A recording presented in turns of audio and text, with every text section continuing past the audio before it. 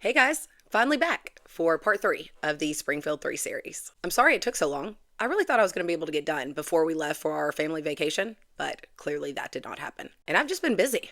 We went to Myrtle Beach, then my nephew got married, the kids started school. It's just been a real crazy month. So thank you for your patience. Let's go ahead and dive right into it. In the last video, we broke down most of the persons of interest in the case of Springfield's 3 missing women. And if y'all remember, there seemed to be some type of connection between most of them. But there are 2 other men, the standalone persons of interest, that also comes up pretty often in discussions. So let's talk about Robert Craig Cox and Larry Hall. We will start with Robert Cox because he's the most interesting one of the 2 in my opinion. So Robert Craig Cox was born October 8th, 1959 in Texas. He was adopted by a couple from Wichita, Kansas, and the family relocated to Springfield, Missouri when he was very young. Robert, who was called Craig at the time, grew up in Springfield and graduated from Parkview High School in 1977. Afterwards, he enlisted in the Army where he became a highly decorated Army Ranger. He won Soldier of the Year in 1979 and rose to the rank of lieutenant by the age of 23. Not to toot his horn, but it's a little impressive.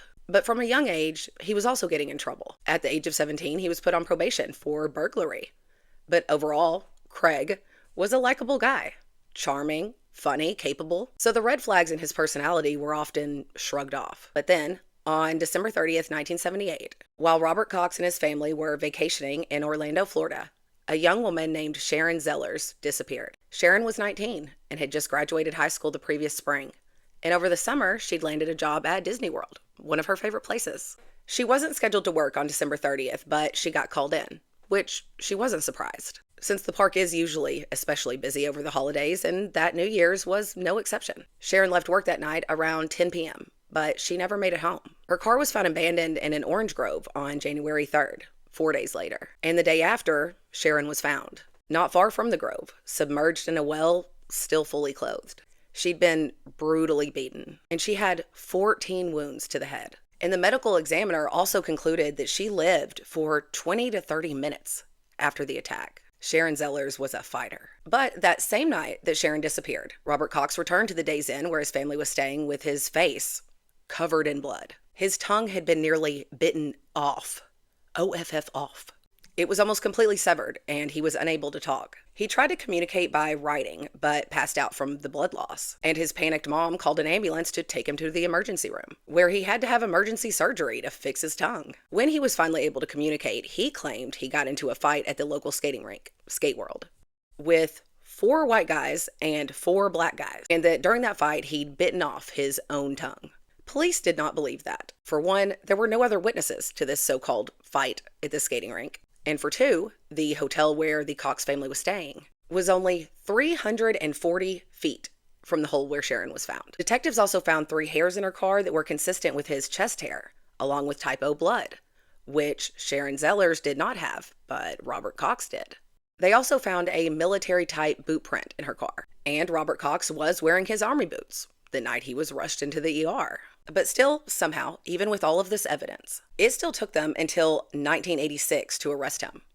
That's 8 years. And in between that time, he returned to California, where he was stationed at Fort Ord. And while he was there, he received charges for kidnapping and 2 separate counts of assault with a deadly weapon. On August 11th, 1985, a young woman named Kathleen pulled into her home in Crestview, California. As she exited her vehicle, she was attacked by Robert Cox. He had followed her home, jumped out of his vehicle, grabbed her and threw her to the ground, and held a knife to her throat, saying, "Go with me, don't scream, or I'll kill you." But she tried to fight him off anyway. And apparently during the scuffle, she grabbed the knife, resulting in deep cuts to several fingers. So then, Robert Craig Cox drove her to the hospital, and he dropped her off at the ER. Like he wasn't the reason she was at the ER. Like he wasn't the one that attacked her with the knife. To no surprise, afterwards, he was arrested. But while out on bail in December 1985, he attacked another woman. This time it was a fellow soldier, a young woman named Gidget. She was leaving the airport when he asked her for a ride back to the base. She agreed, but on the way, he pulled out a gun on her and told her, "Change of plans. We're not going to the base, we're going to the mountains." But thinking fast, she suggested that they pick up one of her friends, because together they'd be down for anything. And old Robert Cox, well, he loved that idea. Once they got there, that friend immediately registered that something had to be wrong, and she pulled her gun and a little standoff ensued. They're just standing around like the Spider-Man meme. And apparently at some point, maybe he tried to pull the trigger, but his safety was on. Either way, the girls were able to disarm him, and they called the police. While in jail for that, the Florida authorities showed up and arrested him for the first-degree murder of Sharon Zellers. He was convicted and sentenced to death. And here's a not-so-fun fact. While he was incarcerated in Florida, on death row, he was next-door neighbors with Ted Bundy. And he kind of talks about him like they were buddies or something. Like he saw himself in Ted Bundy. How they were both just average guys.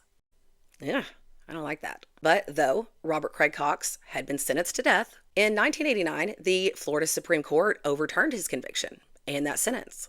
It was overturned on some technicality of law. It was found that prosecutors only used circumstantial evidence, and Robert Cox became one of only a handful of people to ever walk away from death row.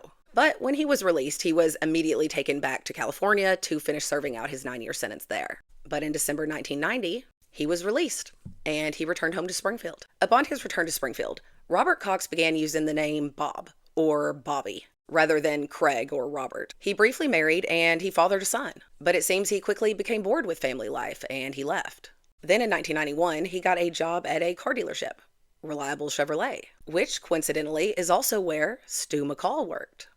Stacy McCall's father. That's notable. But in June 1992, Robert Cox was working for SM&P Underground Utility Company. And also, maybe coincidentally, he did often work in the area of the Delmar House. And the night of June 6th, 1992, Robert Craig Cox is completely unaccounted for. At this time, he technically resided with his parents on South Clay. But he'd begun dating a woman who lived nearby, and he often stayed over at her house. But that night, he didn't. He told police that night he'd been asleep at his parents' house, and he woke up the next morning and went to church with his girlfriend. And both his parents and the girlfriend did back the story up. So at the time, police had no real reason to doubt it. But that alibi turned out to be a lie. He had in fact stayed at his parents' house that night. But he didn't get there until sometime in the early morning hours, long after they'd gone to bed. But law enforcement didn't find this out until much later, when his girlfriend came forward and admitted that it had been a lie. A lie that he'd asked all of them to tell. And it turned out that nobody actually knew where he'd been or what he had been doing the night that the 3 women disappeared. But like I said, this didn't come out for years, until after Bobby Cox had already caught law enforcement's attention once again, this time in 1995. Sometime in 1993, Robert Cox relocated to Texas, and in early 1995, he was arrested for the armed robbery of a salon in Decatur, Texas. This occurred in November 1994,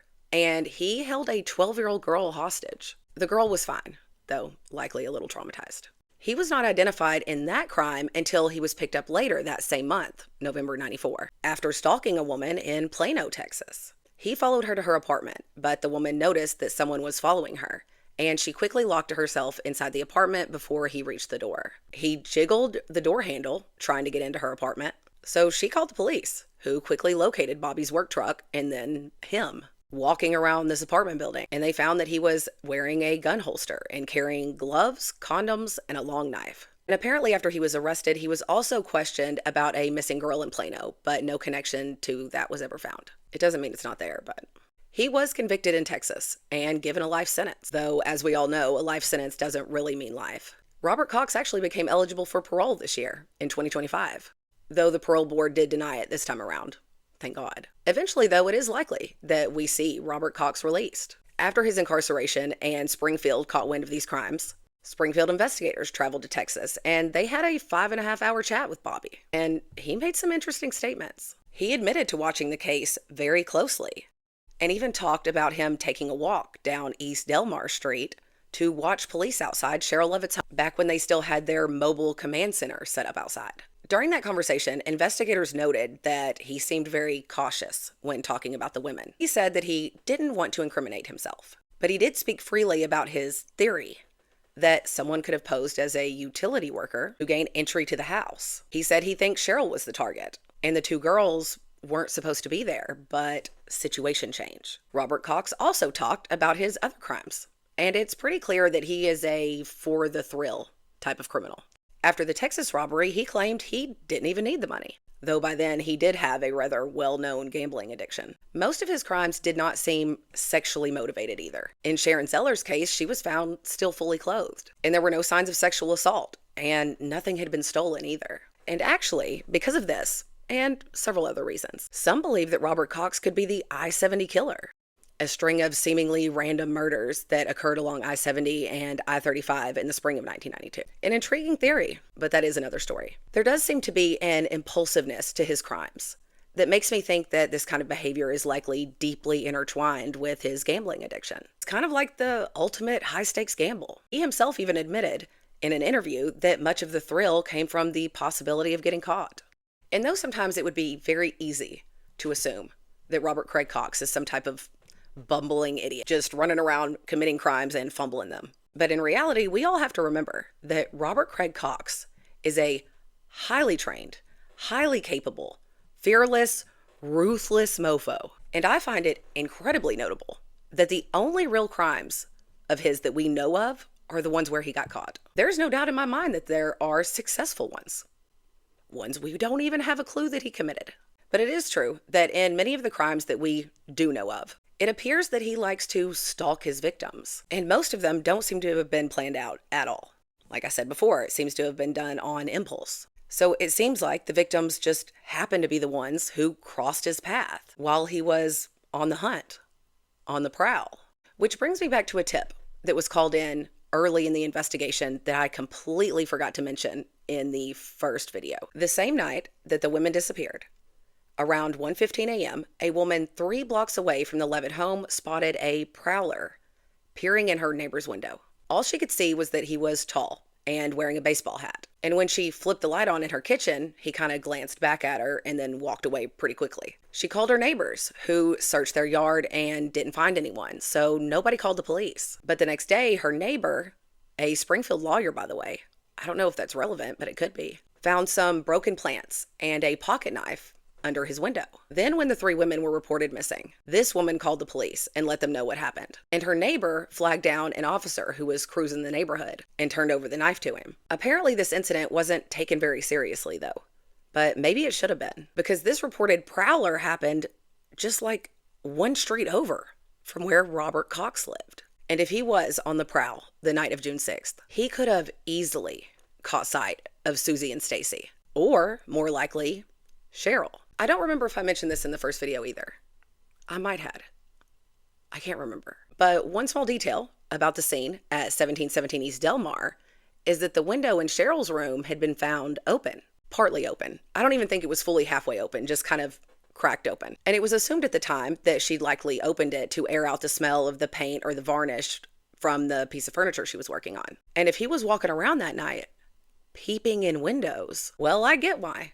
Some people are convinced that Robert Craig Cox is behind the women's disappearance. He has been interviewed a few more times since 1996, but he pretty much refuses to say anything else about the women, though he has indicated that he may be willing to say more once his mother passes away. But to my knowledge, she is still alive and well. Robert Cox was also asked to take a polygraph test, and initially he agreed, but then he refused after looking over the questions they intended to ask, saying that they weren't appropriate.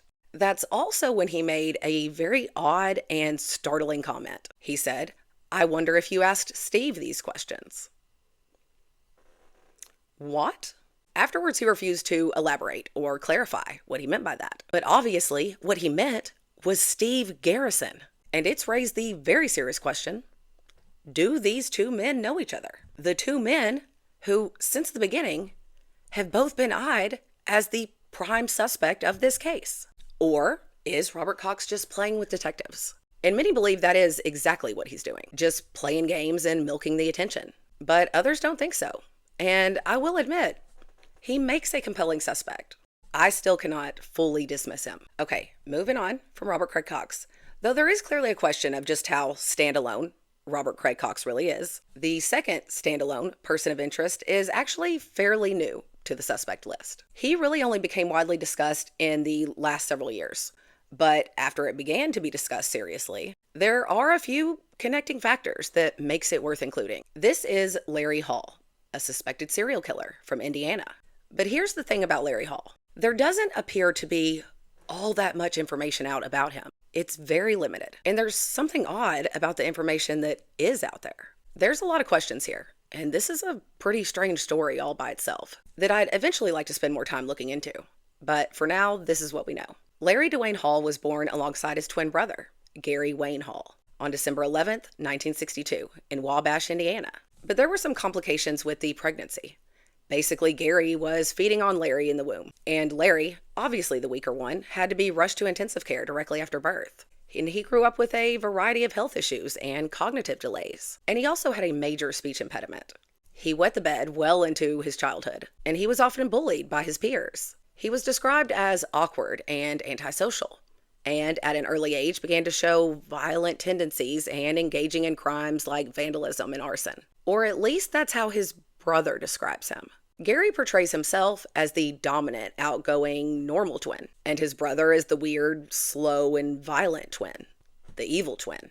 And though Larry's IQ is noticeably low, while Gary seems to be of average intelligence, I still doubt the good twin, bad twin narrative, because they seem like two peas in a pod to me. Even locals describe Larry and Gary much the same way. They only really hung out with each other, and they did literally everything together, including both getting into trouble for vandalism, for throwing rocks through the windows of businesses. Maybe it was bricks. Bricks or rocks, same thing.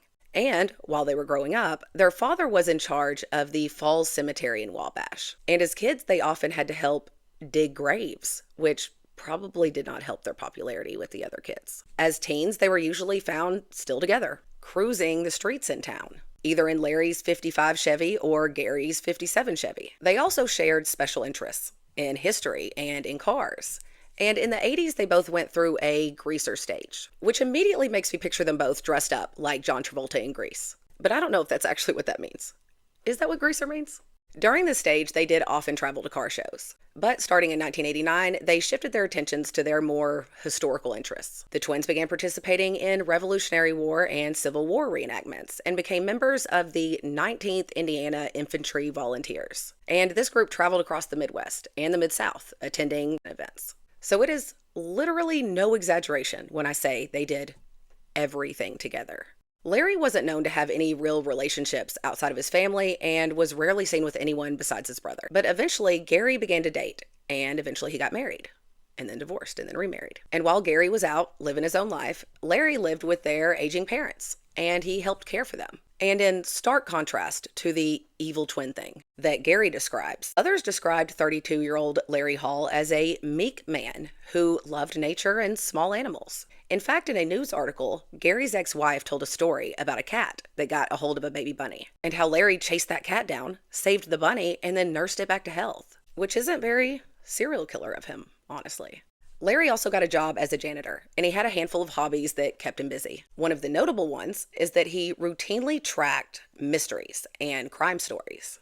And there seemed to be certain cases that he followed very closely, borderline obsessively. But nobody thought much of that until March 30th, 1994, when a man in Gas City, Indiana, called the police, saying that a stranger in a brown, two-tone van kept driving past his house where his two daughters and a friend were playing outside. The girls, aged 12, 13, and 14, said he kept slowing down and staring at them, but he never got out of the van. But the girls got scared, and they ran inside to tell, and their father jumped in his vehicle and followed the van to get the license plate number and report it to the police. And just as officers were pulling over Larry Hall, another woman called into the police station to report that a man in a brown van had been circling around her house and that he showed her daughter a knife. And inside the van, police did find that knife and what they called an abduction kit. There was the knife, a ski mask, gloves, and a rope, along with a map and newspaper clippings. And some of those clippings were about a missing girl, 19-year-old Trisha Reitler, who disappeared from Indiana Wesleyan University? From Indiana University in Marion on March 29th, 1993, almost exactly the year before from the time he got pulled over, which was March 30th, 1994. She disappeared March 29th, 1993. And despite how incredibly creepy and suspicious that is, Larry Hall was released. He told police he was just trying to scare the girls. That May, two more 14-year-old girls reported that they had been riding their bikes when they were chased by a brown van. They escaped by turning into an alley that the van was too big to fit through. And in September, another teen girl reported that a man in a van with a brown stripe down the side attempted to abduct her. She didn't get the license plate, but on October 22nd, two more 14-year-old girls in Georgetown, Illinois did. They told police that a man in a brown van tried to pick them up around 10:15 p.m. And when they refused to get in the van, that the van chased them. They called police, reported the license plate, and police tracked it to Larry D. Hall. Larry was brought in for questioning on November 2nd, and while he was there, he was also interrogated for the 1993 murder of another girl, 15-year-old Jessica Roach. On September 20th, 1993, she'd been riding her bike near her home in rural Georgetown, Illinois. She was last seen around 3:30 p.m., but by 4 p.m., her sister found her bike laying in the middle of the road, and Jessica was nowhere to be found. She wasn't found until 6 weeks later, on November 8th. She was laying in a cornfield near Perrysville, Indiana, near the state line. There was extensive damage to her body from a farmer's combine, so her cause of death could not be determined, and there was no other evidence found on the scene. It's worth noting here that during the initial questioning, that the Illinois officer had already taken a statement from another individual who had confessed to Jessica's murder. And when they first started questioning Larry, he denied ever seeing Jessica before. But this officer claimed that he reacted strongly to her photo, turning away and covering his face like he couldn't bear to look at her. So that officer really started pressing him, while Larry became increasingly upset. At one point, he started crying and asking what was expected of him.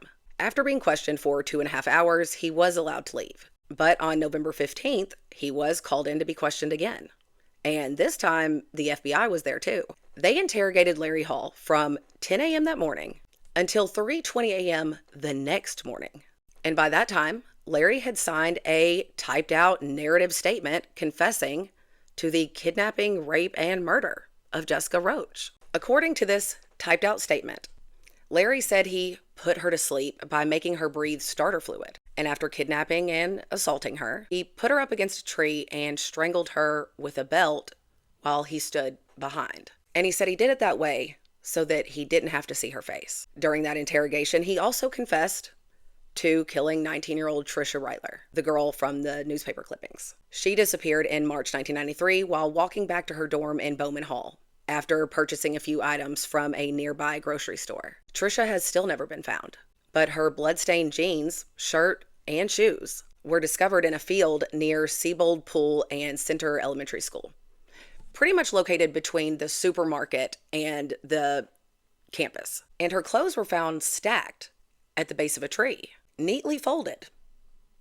with her gold earring sitting on top of the clothes. Larry Hall also signed a typed-out statement confessing to that murder, and he even gave the supposed location of her body, though no evidence was found there. Larry also confessed to the murder of 20-year-old Lori Deppies from Grand Chute, Wisconsin, who disappeared August 19, 1992.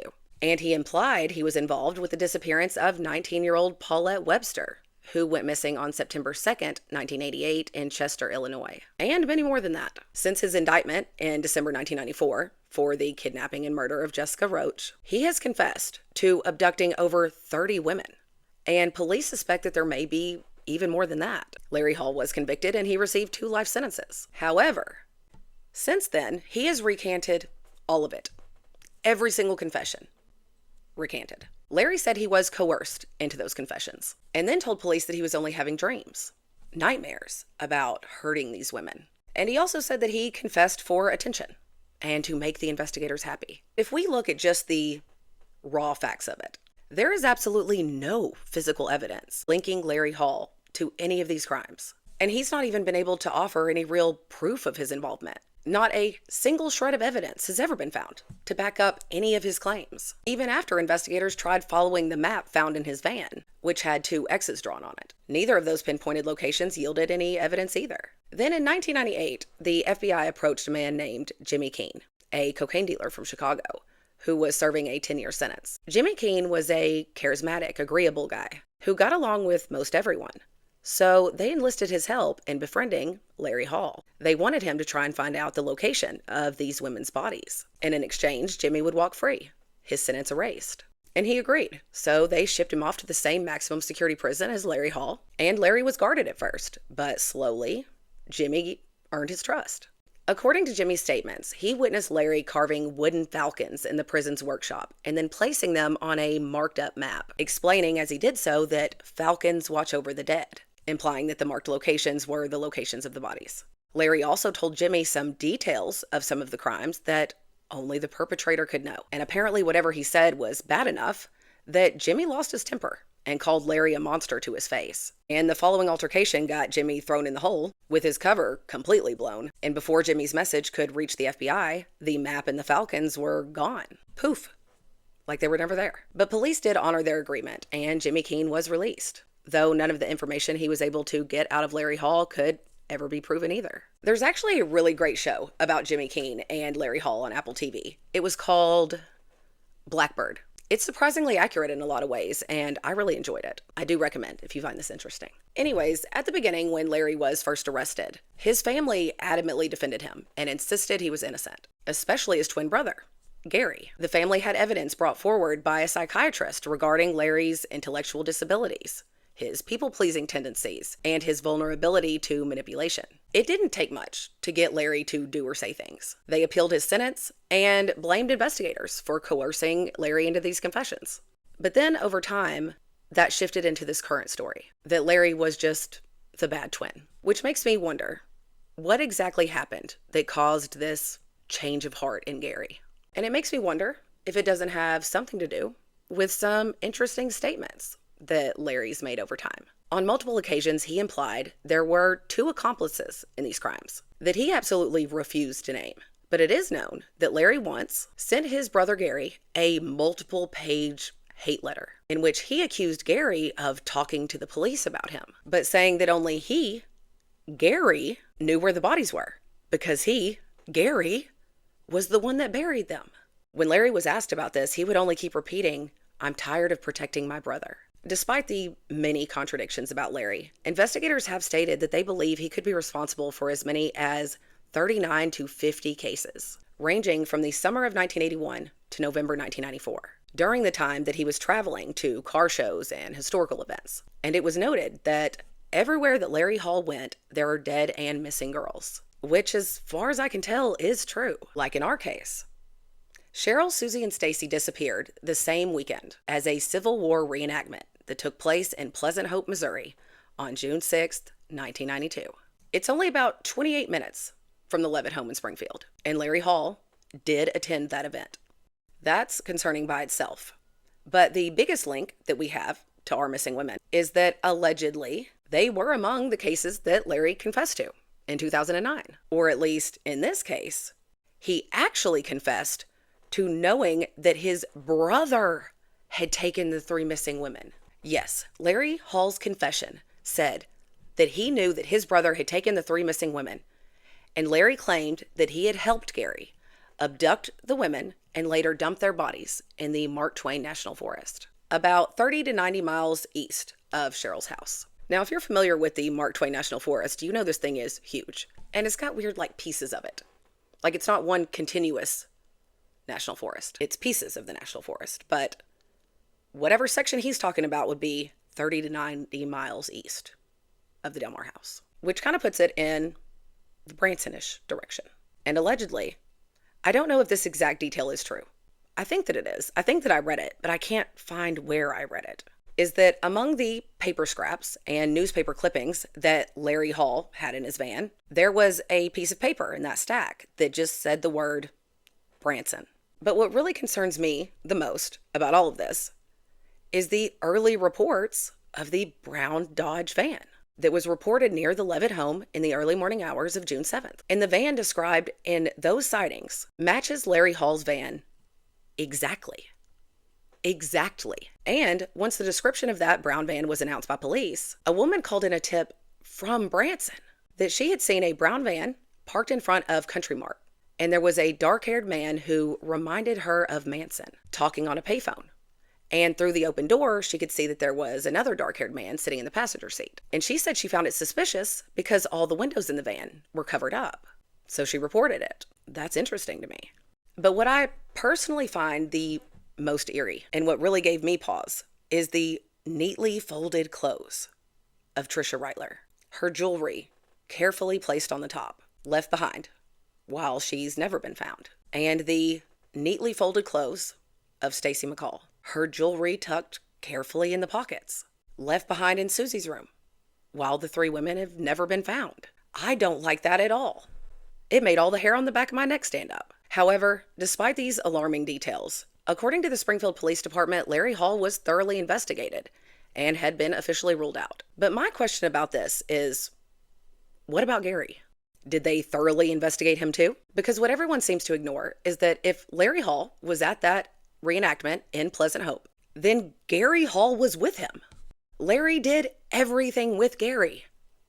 Larry didn't do anything by himself. So if Larry Hall was, in fact, kidnapping, assaulting, killing all of these girls while he was traveling to these car shows and these historical events, then Gary had to be doing it too. They did all these things together. Like, I don't understand. I don't understand how Larry Hall is in jail and Gary Hall is not. I'm honestly flabbergasted by most of this story. But I mean, maybe I'm wrong. Am I wrong? Do y'all think I'm wrong? Or does it not seem super obvious that Larry Hall could not have done all of those crimes by himself? And that throughout his entire life, there was only one person that he did anything with. His smarter, stronger, dominant twin brother, Gary. Anyways, I feel like the truth behind the crimes connected to Larry Hall need to be properly unraveled and examined before anyone can 100% rule out anything. Because something ain't right here. But I do also find this concerning because it is believed that the bodies of the victims of Larry Hall have never been found because of two things.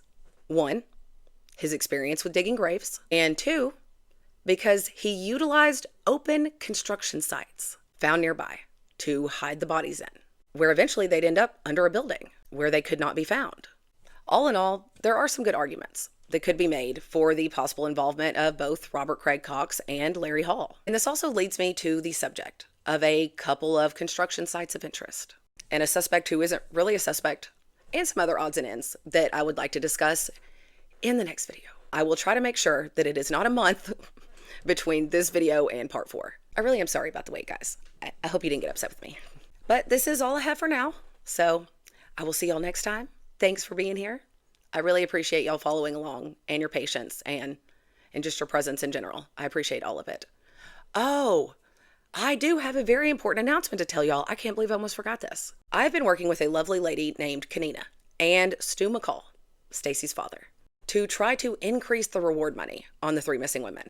Stu actually recently created a GoFundMe, and I'm going to link that, hopefully, somewhere on this YouTube page. I'm really not as familiar with this platform as I am some of the others, so I'm not sure where to stick it yet, but I will figure that out. It will be linked to this page. And if you are financially able, please consider donating even $1, $2, $5, anything to the fund, really, because I really do think increasing the reward, which sits at somewhere around $43,000 today, which it hasn't really changed since 1992 or 93, whenever the fund started. I feel like if we could get that number higher, it might entice someone with information to come forward. It might encourage them to speak on things that they don't really want to speak on for various reasons. Maybe something they're scared to speak on. But I know in my heart that there are still people out there that are still alive that know what happened to Cheryl, Susie, and Stacy. And it worries me so much that they could pass without ever revealing what they know. So let's get this money up. Let's get this donation up. And whoever it is, if you know information, if you know where the women are, if you know what happened to the women, come get your money. We want you to have it.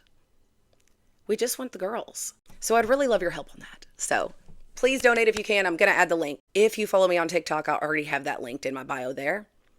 It's also been shared on Facebook. And I would just love it if y'all could just throw in a little bit, pitch in a little bit to try and get this case finally solved. Have a great one, guys. I'll see y'all next time.